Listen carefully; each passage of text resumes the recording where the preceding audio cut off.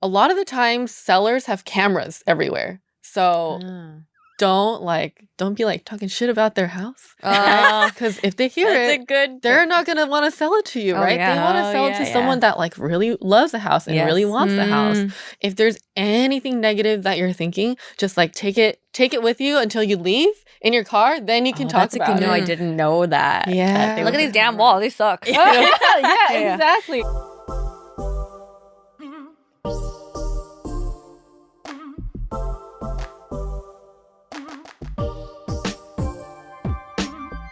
At some point in our adulthood, many of us will be purchasing our first home.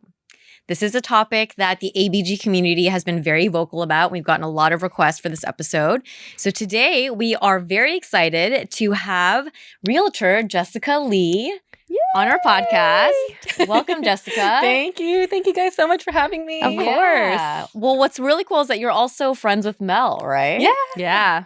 I know Jessica from a different avenue, a more fun one. But I'm also excited to bring her on because I feel like, obviously, I follow Jessica on Instagram and she's doing really cool work in the real estate space. So I wanted her to be on to talk about this expertise that I know nothing about. Yeah, and she actually specializes in the SoCal area specifically, right? So Orange County, Los Angeles, Inland Empire. That is your kind of realm. Yes, absolutely. And we have a lot of listeners who are based in LA, so I think this could be really helpful for them. So with her experience and large territory covered, we're thrilled for Jessica to share an overview and her tips for the home buying process. While this episode is geared towards first-time home buyers, even the experienced are bound to learn something today. So get your notepads out. And we're definitely going to be taking notes today. Like, I'm going to be replaying this episode. And let's welcome again Jessica to the podcast. Thank you. Yay. Thank you. I'm actually really excited for this episode because I've shared with the ladies, I know nothing about home buying. And it's something I was never taught and I'm very interested in. So let's just jump right into the topic. So before beginning the process of house hunting, there's some important, initial questions to ask yourself to help us gauge if you're truly ready to own property. Because I feel like sometimes with home buying, like we're taught by our parents, like, you must own a house. Like, it's like kind of like the immigrant like thing that we're taught. It's the American dream. It is. Yeah. But I think sometimes there's like a reality component. Like, are you actually ready to own a home? So how do you know when you're ready to buy a home? Like, how do you qualify to purchase a house? Like, should a person make a certain amount? Like, I don't know. Yeah, I think home buying is a very personal process for everyone because everyone's in a different stage of life. And so I tend to see that people that are going through like big life events like engagements or weddings or maybe having their first kid or second kid, those tend to be the people that are like, okay, we need to make some moves, right? Yeah. And of course, a lot of things to consider because that's such a huge milestone. It's probably going to be the biggest purchase in your life. That's true. Right? So you definitely want to make sure that you are well prepared financially. And the best way to kind of determine how to go about that is to talk to a lender because lenders, that's their profession, right? They're going to run through all different scenarios with you. They're going to run through all the numbers. And even if it's just like a very preliminary or introductory kind of conversation, that way we can like build the path for you and a timeline for you and, certain goals that you need to meet in order to get to where you want to be. Got it. And I'm such a noob. What is the difference between a lender versus what you do? So a lender, they do all the finance things. Okay. Right? They're going to be the ones helping you get pre-approved. They're going to be the ones, helping you through the underwriting process, getting the mortgage. And then for me as the realtor, we're going to be determining like what it is you really want or need in a home.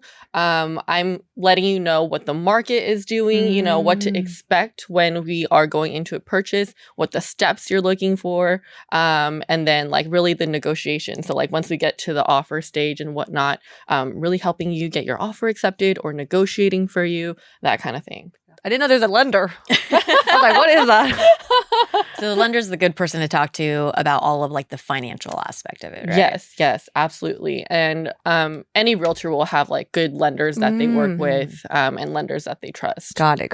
Would you also say like the lender, like for example, like processes, I'm like, hi Jessica, I want to buy a house. And you're like, great. Before you buy a house, talk to a lender to see what you can actually afford. Yeah, because it's always the worst when, maybe you think like, oh, I can afford like $1 million home. Yeah. And then you start looking online and you get really excited. You're like, I love this house. Yeah. And then you talk to a lender after and they're like, hey, you actually don't qualify for $1 million home. So talking to them first sets the right expectation for you as a buyer. Yeah. Wow. That's a good. So step number one, talk to a lender. And then that helps you figure out what you can afford before falling in love with a home that maybe you can't. Yeah. Wedding season is upon us. How many of you are attending a wedding this year? How many of you are in weddings this year? If so, you're probably in the market for some great shapewear. Let me tell you about today's sponsor, Honeylove. They have a revolutionized compression technology so you will not feel like you are suffocating while wearing effective shapewear. Honeylove shapewear features lingerie-inspired design details that are super cute that you'll want to show off, but it's also made with breathable fabric that keeps you nice and cool, which is perfect for the hot days of summertime. For a limited time only, you can get Honeylove on sale. Get 20% off your entire order with our exclusive link, honeylove.com/ABG. Their best-selling Superpower short smooths, shapes, and lifts, giving you a flawless silhouette under any outfit. Honeylove's greatness is not just in the wear of their items, though, it is also in the removal. Ladies, we have all been there, struggling to take off a tight piece of shapewear with the bathroom line out the door. The Superpower short has a 100% cotton gusset so you can skip the extra undies, plus it has a convenient opening in the panty area for a super easy bathroom experience. Who would not love that, right? Genius. Treat yourself to the best bras and shapewear on the market and save 20% off at honeylove.com/ABG. Use our exclusive link to get 20% off, honeylove.com/ABG. After you purchase, they'll ask you where you heard about them. Please support our show and tell them that we sent you. The summer vibes are just getting started, honeys. Shape your life with Honeylove. Well, Jessica, from your experience, how is the housing market right now? The housing market is still wild. So I'm sure everyone has, some inkling of like how it's been. And ever since quarantine, COVID, the market has really just like skyrocketed in terms of price.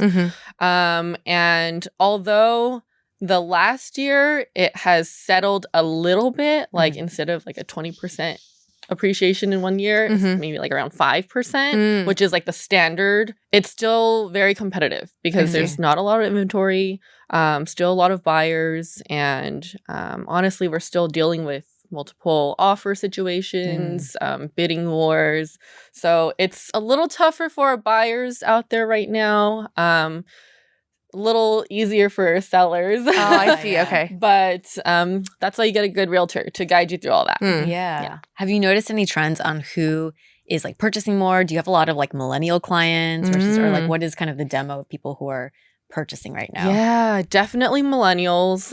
Like I said, the life events, I right? see. As they're going through that, they want to purchase a home as well to start their next chapters. Yeah. I think about 29% of buyers in the market are first-time home buyers. Yeah. Wow, that's a big percentage. Yeah. And those are all millennials. Yeah, that makes Let's sense. go. It's our turn. I know. Proud millennial. Okay, so I want to jump into like how to start. Where do I start? What are the first basic steps in home buying? Like, when is a good time to start looking at open houses? Yeah. So first step, always talk to a realtor. They're going to guide you through everything, right? And they're going to be the ones to kind of hold your hand throughout the whole process. So you want to make sure that you are absolutely comfortable, confident working with this realtor. You communicate well because, one realtor can be good for one person and not great for another, right? So you have to kind of find who you vibe with too. Yeah. So that's step one. Step two, talk to the lender, right? We want to make sure all of our finances are in a row. And then once you have a good idea of your price range and what you're looking for, then you can start kind of really going to open houses if you want to, private showings with your realtor, of course, if you want to. But that house hunting process, I would say on average takes like 1 to 3 months once you're like seriously looking. Now, if you're like very preliminary stage, like I just want to see what's out there, you can walk into an open house at any time. Yeah. Just to like kind of check out, like window shop. You can do that anytime. So if it usually takes 1 to 3 months, what is like the longest that you've had someone kind of search? Longest? So usually when it's longer than 3 months, something has changed. So whether initially they wanted to find a townhome, but then they've completely switched to maybe like, I want a single family now and I want it to be in this location, but now I want to be in a different location, or some like job changes have happened. That's usually when it takes a bit longer. I've had clients like start looking with me and then take a pause for like a year and a half. And then restart. But then once they restart, then it's like 1 to 3 months. Oh, interesting. Okay. Yeah. So sometimes developing the relationship with the realtor can be over a long period of time. It doesn't necessarily need to be, right? Or maybe it's good to have the contact first. Yeah. Like maybe a year or two before you even are looking to buy. Yeah, absolutely. I have a lot of calls with first-time buyers that are in that very introductory period, and they really don't know what they don't know. And so it's that first piece of like education and then putting together a plan. And so once they can hit these like goals or milestones in that plan, then it's like, okay, now we're ready to start actively looking. Okay. That's cool. I like plans. Yeah, me too. Yeah. Goals, plans, all of it. Yeah. What about when you find your home and now you're closing? How long does that period usually take? Once you get your offer accepted, and mind you, it can take a couple of offers before you do get it accepted because it's such a competitive environment for buyers. But once you do get accepted, typically like 30 days. It's pretty fast. Yeah.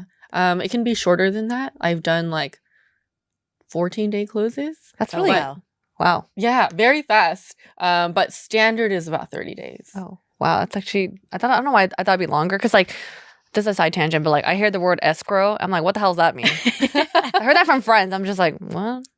What's escrow? Yeah. So once you get your offer accepted, you open escrow. So the escrow period is the time in which you're doing all of your homework and due diligence before you close on the home. Got it. But then separately, like an escrow company, it's like kind of two different things. So the escrow company, they're the ones that are like a neutral third party who handles all the money coming in or the contracts and whatnot, and just making sure like people don't run away with your deposit and your funds. Yeah.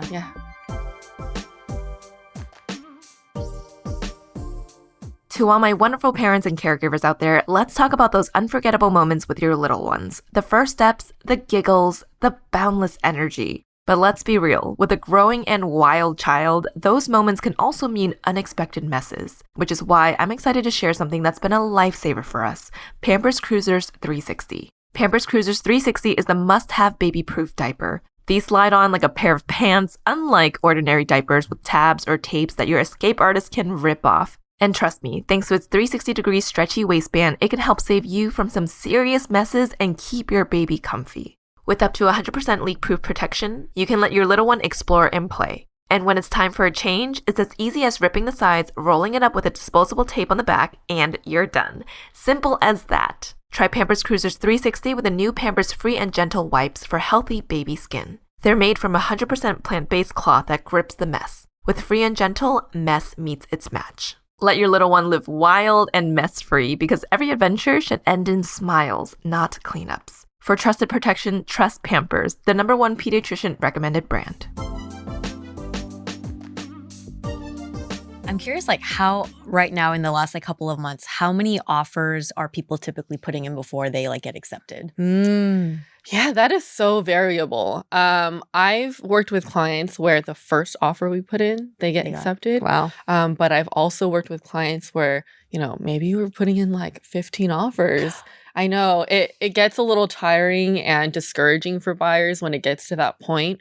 But sometimes it takes a little bit of that disappointment for the buyers to realize like, oh, it actually is just so competitive. I need to come in stronger. And then maybe towards like the end of that experience, they're like, okay, you know what? Let's go. We're going to go balls to the walls now. Yeah. I just want the house. There's no such thing nowadays as like a deal. Like we're not going to like be like, oh yeah, I got such a great deal on that house. Like the deal is getting the house. Oh, I see. Very competitive market then. That makes sense. Because I remember one of our really good friends, she bought her first home with her husband as they're getting married and they had a baby. But she was saying like, yeah, we really fell in love with this house. And like, there's so many offers going in. And she's like, we just had to keep increasing our price and writing a lot of letters. Yeah. I know like letter what writing. are some like secret tips or like yeah. ways that you can try to be more competitive in getting your offer accepted? Have you had? It's funny. So like in 2020, 2021, the letters were like the big thing. Oh, okay. But now it's Money. actually, it can be seen as discriminatory. Oh, interesting. Because, you know, if the seller is like maybe a certain ethnicity and they're like, oh, I only want to accept an offer from that same ethnicity, I see. you know, like Oh. that can be a little not great. And then also like some people are like, well, I, you know, only want a family to buy my house. But what if some people like want children and they can't have children? Like, That's true. That's so true. I didn't think about that. Yeah, it can be seen as discriminatory now. So we don't do the letters anymore. I see. But we do strengthen our offers in other ways, like with the terms of our offers. Yeah. What are some of the terms that you can like that are available to negotiate? Yeah. So what goes into an offer, of course, everyone knows like purchase price. And then EMD is earnest money deposit. So this is typically 3% of the purchase price. And you deposit this into escrow to say like, hey, I'm committed to buying this house. I see. You can increase it. So typically 3%. It can be 5%. It can be 6%. And then I've also written offers where we'll say like, hey, we're going to just release the deposit to the seller's bank account. Like right when Just we give them remove money. our contingency. Yeah, like that's how committed we are. Wow. Yeah. And then the other things that go into an offer are like contingencies. So what a contingency is something in place to protect the buyer's EMD. So there's a couple of big ones. Okay. So home inspection contingency, we are hiring a professional inspector. They're going to the property. They're going to find everything that's wrong with the property. Even if like an outlet cover is flipped upside down, they're going to note that, right? And so we want to make sure we know exactly what we're getting into. We want to know everything about the house. And so once we do the inspection, if all looks good, then great, we can remove our inspection contingency. Now, with that contingency, you can also negotiate before you remove it, right? So if for some reason there is anything wrong with like the major systems that are very costly, so roof, foundation, electrical, and plumbing, those are the 4 most costly fixes. If there's anything majorly wrong when the home inspector goes and inspects the property, then we can say like, hey, Mr. and Mrs. Seller, these are the things that we found. It's going to cost X amount to get this repaired. Can we have some credits or can you do a repair or whatnot? And so we're doing all that homework up front. And then once we're good, meeting of the minds, we agree on this, we remove the contingency. Whoa. Yeah. Typically with an inspection contingency on the actual contract, it says like 17 days. But at this point, I'm writing like 5 to 7 days to be aggressive. I see. Yeah. Yeah. And then the other big contingencies are like the appraisal contingency and then the loan contingency as well. And then a new one actually is the insurance contingency. So because there have been so many changes with insurance companies in California, like the big ones have pulled out. They stopped writing policies completely. So like State Farm, Allstate, like they don't insure California homes anymore. Oh, I didn't heard about that. Yeah, yeah. So that's a new one that they just added on to the contracts. Yeah. But pretty much making an offer strong, you can shorten contingencies, you can waive them completely. It depends on how much interest that property has. Wow. Yeah. I know there's like things called contingencies and like a thing. So I'm like learning a lot. Yeah.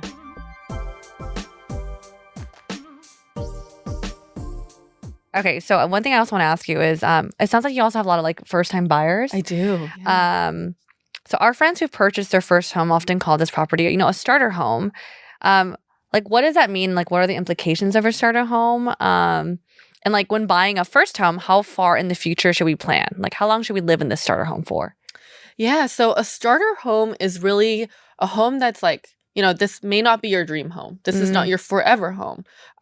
Typically, I would say starter homes, people stay there for maybe like 3 to 8 years, and then they'll upgrade. And the reason why people buy starter homes is because a lot of the times, first-time home buyers, they don't have like $2 million to spare on their dream home for the first purchase, right? Yeah. And so the strategy is to build equity. Now, when you buy the starter home, instead of paying rent, now you're paying into the mortgage and building the equity of your home. Plus, you get the appreciation of your home, which is about 5% per year if it's a normal kind of year. And once, they're ready for maybe an upsize or they have a kid or something like that, then they can take all that equity and roll it into their next property. Yeah. So you have all these funds now built into your house, your starter home, versus would you have maybe had it in a savings account before if you're paying rent? Yeah. So you can use all that to buy your next home. Got it. I have a dumb question as a follow-up. No dumb questions. No dumb questions. Oh, yes. The reason why I asked about the starter home thing is because in my family, I've always I wasn't really taught the idea of starter home because our starter home is my forever home. And so I didn't know a starter home was actually a thing people did. But then, okay, so it gets a little technical. I don't know if anyone else has this question, but let's just say I don't have that much money and I buy a starter home and I'm putting in, I'm paying into the mortgage. But isn't that I'm paying into a mortgage to something I'm going to sell in the end? How is that making me more money though? Yeah, great question. Okay, so a mortgage, let's say it's a $500,000 loan. Okay. Right? And then you're paying it off. And then the property is also growing in appreciation. So then your house is now worth more than it was before, right, when you initially bought it, because you've paid down some of that mortgage and then the value has grown. Okay. So that equity in the growth and the mortgage that you've paid, you can use that as funds when you're selling and then use that as your future down payment for the bigger house that costs more. So it's kind of like your own little savings account, I guess, but it's growing faster than a normal savings account in the bank. Kind of get it. Not really. Sort of. I might just offline, I'll ask you more questions. But I got the idea. So we have some more questions about the financing part. How can we figure out what the true cost of a home will be and if we can afford it? I know that's a really tricky question, but maybe just talking about the different parts of the cost. There's a down payment, there's a monthly mortgage you have to calculate, there's property tax. What are those components and what's a good kind of big overview of how to figure out what is right for you? Yeah, cost-wise. And this can vary person to person based on your scenario. But a lot of people traditionally think okay, I need to save 20% in order to make an offer. Yeah. And that's not true. Okay. You can put as low as 3% down for a conventional loan. You can put 3.5% down for an FHA loan, which is for first-time buyers. Oh. Yeah. And I think the average down payment for first-time buyers is actually 8%, something like that. Really? Yeah. Yeah. Oh. So although, the less down you put, the higher your monthly payment will be. So it's kind of you want to find that balance, right? And then there's also VA loans where you can put 0 down.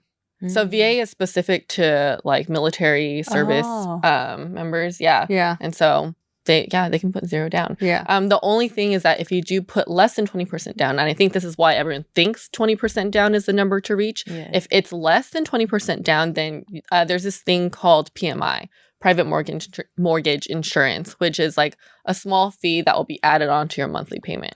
Oh, yeah. I see. Yeah, yeah. But then sometimes it makes sense just to pay that fee, because then you get so much more in appreciation for the property. Yeah. Okay. Yeah. Because, sorry, I was taught the 20% down, so I'm just oh, crap, that's a lot of money. But on top of that, do all homes have property tax? Yeah. All homes have property tax. Uncle Sam has to have his little piece. Oh, my gosh. Yeah. I would say California, on average, you can expect 1.15%. It will vary city to city. And then it will also vary if there are things like Melrose or special assessments. But on average, you can use the 1.15%. And you can either wrap that into your monthly mortgage payment or you can pay it separately. So you have options. Got it.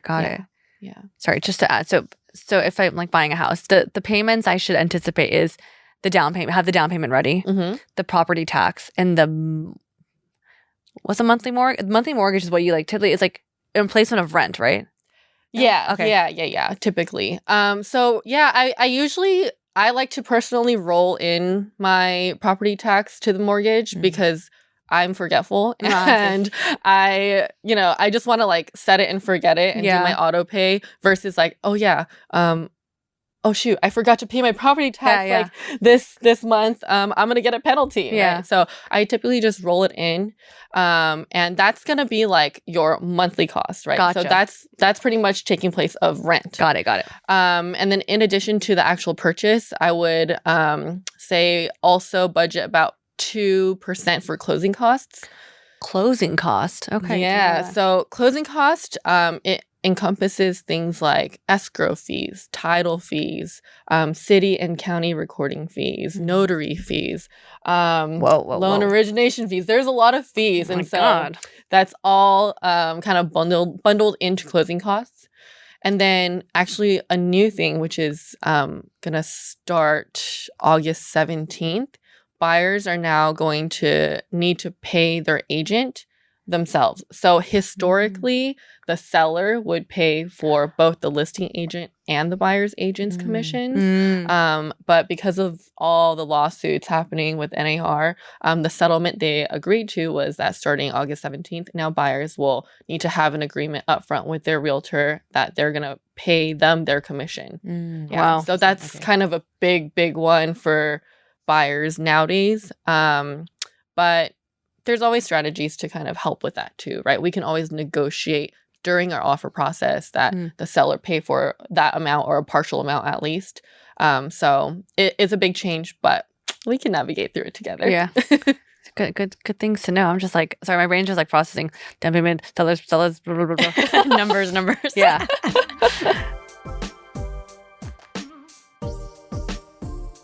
This question also applies to me. So for those of us who are like new to home buying and are trying to work our way up to like, be able to afford a house financially, are there any like lesser known tips or financing programs we could look into? Yeah, there are a lot of programs out there. Oh, okay. There's a lot. So there are closing cost assistance programs. There are grant programs. Oh. There are down payment assistance programs. There's a lot. The newest one that I think is great, City National Bank is offering like $20,000 as a grant, meaning you don't need to pay it back. You just get $20,000. It's in specific areas though. And then there are income limits to a lot of these programs. Yeah. So there's quite a few of them. Oh, wow. Yeah. Is that something that typically you would help with or that the lender would help with? The lender. The lenders. Yeah. Okay. The lender, definitely. But some lenders will be able to service some of those programs and some won't.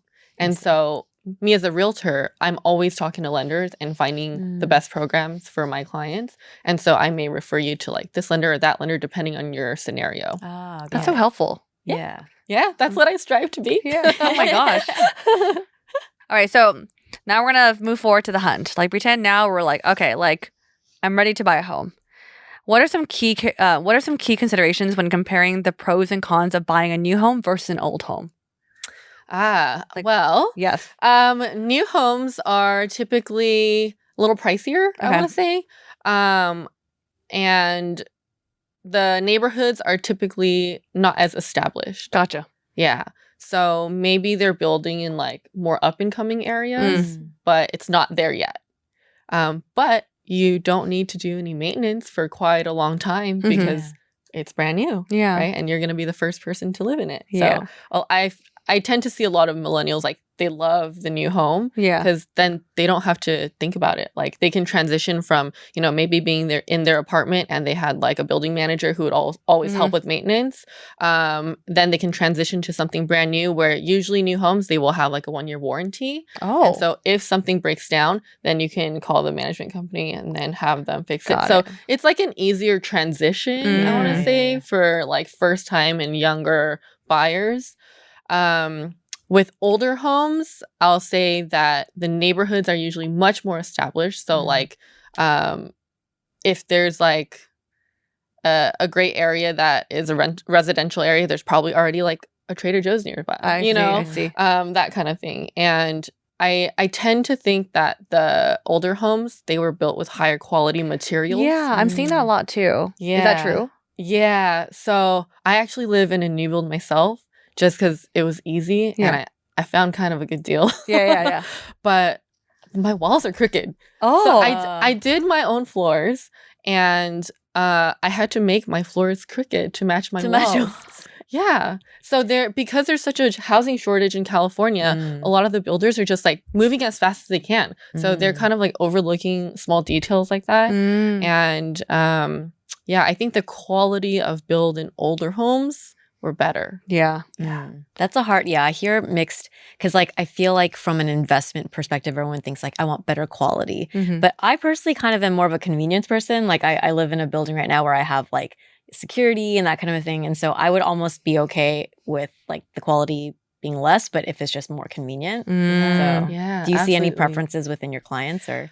It's such a personal thing. Yeah. Yeah, every client is different. So, I will say though that like the only thing I am a little bit nervous about for my first time home buyers is if they come in with the intention of like, oh, I want to fixer upper and like flip it myself. It is a lot if it's your first home. I see. And it's gonna probably take longer than you think. And you're going to be spending a lot of time. And so with my first time buyers, I'm like, well, you can totally tackle it if you want to, but it's very, very intimidating for first time buyers. Like kind of know that you're taking on a big project. Yes. It can take a long time. Yeah. I'm not doing that. Hell no. Let's talk now about when you're touring homes, what should home buyers be looking for and what questions should they be asking? And also like social etiquette wise, what are things that are kind of okay to ask and what are things that are not? Like I've heard things like if someone passed away in a home, it might like affect the pricing of the home. Like because it's like, it's also, you're doing a business transaction, but it's also someone's like home, right? So like what are kind of the things that we should look out for? What's okay to ask? What's not good to ask? Yeah. It's always great to ask just like factual things about the home. Like how old is the roof or when was it last replaced? Or have there been any major upgrades or renovations and when were those done? Those questions are great because you're just doing your homework, right? And you should absolutely ask those things. In terms of deaths on the property, so people, agents and sellers, they have to disclose if there has been a death within the last 3 years. So they have to. That is like a legal rule. And that's absolutely something you can ask. I know some people care a lot about that and some don't. Like I have a lot of healthcare professionals that they don't care. Like, sure, someone passed away, that's fine. But then some of my clients are like, if someone has passed away in the house, it's a deal breaker. Yeah. So you can absolutely ask that. And etiquette wise, a lot of the time sellers have cameras everywhere. So don't be like talking shit about their house. Because if they hear they're not going to want to sell it to you, right? They want to sell it to someone that like really loves the house and really wants the house. And so if there's anything negative that you're thinking, just like take it with you until you leave in your car, then you can talk about it. That's good. No, I didn't know that. Yeah. Look at these damn walls. They suck. Exactly. Like, ew, that's a funny vase. Or, you know, like just refrain from those things. If you want to be like, oh my God, I love this. I love that. Great. Yeah. Like, let them know how much you love the home. Best foot forward. Yes. When you're in the home touring. Good to know. Absolutely. Yep. Another question we have for the hunt is like, what is an agent and why do we need to have one to buy a home? Like, you know, like how can working with a realtor produce better results as a realtor? Yeah. So the realtor is someone that is there to really guide you through the whole process, but also be there to like have your back, right? So if you are not an experienced negotiator, which I feel like most people aren't, right? Like you definitely want someone on your team who will go to bat for you, who's going to fight for you, right? So the way that I think about it is like in court, everyone has their own lawyer, right? Because there's such a large sum of money involved. And that's the same for real estate. It's so much money. Like you want to be able to trust someone to like go to bat for you. Yeah. So you definitely want to have your own representation. And I know a lot of, at least in the past, a lot of buyers are like, oh, like maybe I should just go directly with the listing agent. I might have a better chance to get the house. And sometimes that may be true, but then sometimes like you don't know if they're taking advantage of you, right? The seller was paying for their commission. So why would they be obligated, or they're obligated, right? If you choose to work with them, but why would they go out of their way to ruin their relationship with the seller when the seller is the one paying for their commission. I see. Yeah. So a lot of that is changing now with the new settlement and the lawsuit. And buyers are really going to have to make sure they find their own representation. Otherwise, if it's especially your first purchase, you're probably going to get trampled. Oh. Yeah. As a realtor, do you also have more access to homes that maybe, I think it's like first-time home buyers are just looking at open houses, but they don't know what else is on the market. Like, how do you have access to like what's out there that the normal day human doesn't see? Yeah, honestly, with technology nowadays, the normal human sees mostly everything. Oh, really? Okay. Yeah. So we have a system called the MLS, and that syndicates all the information on there onto websites like Zillow or Redfin, and that's probably where most people get their like real estate information, right? The only other things that I would say realtors have access to are like off-market listings, right? So I'm always like, so I work a lot with first-time home buyers, but I also work with sellers, right? And so whenever I'm having conversations with sellers, it's not like, oh yeah, we want to sell our house and then the next day it's on the market. It's probably going to take a few months of preparation. So we have this listing that we know is coming up. And if we have a buyer that we're like, oh, this house would be perfect for them, maybe we can get it done for them before hitting the market. Yeah. We like that. You know? I think it's really helpful. Yeah. Okay, I'm learning. I'm glad. I want to learn a little bit more about the inspection phase now. I guess, does it happen like after you've already closed, or the seller has accepted you as a buyer? Yeah, so the inspection will happen once our offer is accepted. After we open escrow, then we'll schedule the inspection. Okay. And what should we be paying attention to in the inspection process? Like, what are good things to know about that stage? Yeah, so it's so funny, like a lot of my clients, because they are first-time buyers, they'll have their like dad as the secondary inspector come through the property, right behind the professional. That's so cute. Yeah, it's super cute. But honestly, the inspectors, they know what they're doing, right? They don't want any liability either. So they're going to find and note absolutely everything, right? And so I mentioned the most costly systems were roof, foundation, plumbing, and electrical. If there's anything major in any of those 4 areas that you're like, okay, this is going to cost me $60,000, I simply cannot. I don't want to take this on. We can back out of the deal, right? Your EMD is safe because we still have the contingency in place and we can back out. I see. Now, in other parts of the inspection, I would say just something to note, there's always a general inspector who is like a primary care doctor. Like they know about a lot, but then maybe not as much depth. Detail. Yeah. And so sometimes they will recommend like a roofing specialist or like a pool specialist or something like that, in which we would get additional inspections. And the one inspection other than the general that I always recommend my clients to get is the sewer scope.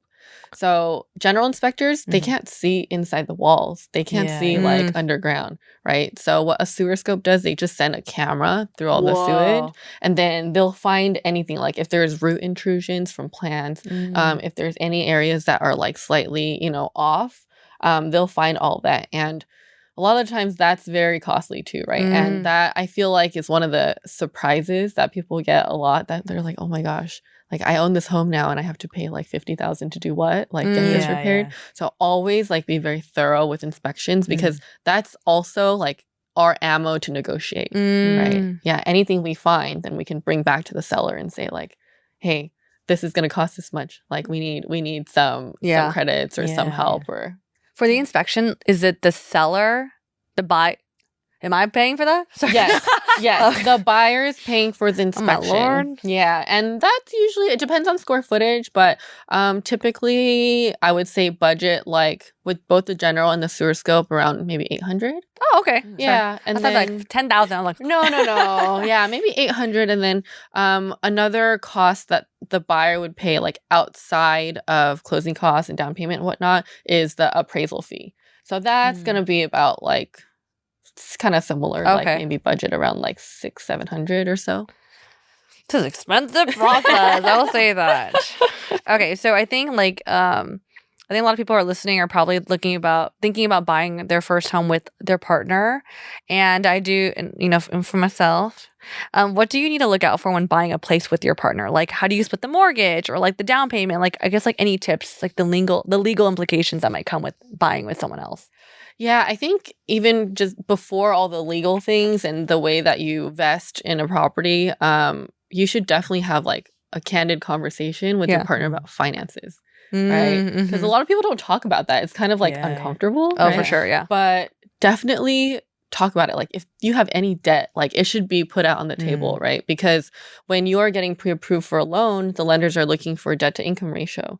So if you have some secret hidden debt, it will affect your purchasing power. Got it. Absolutely. So make sure you have the candid conversation.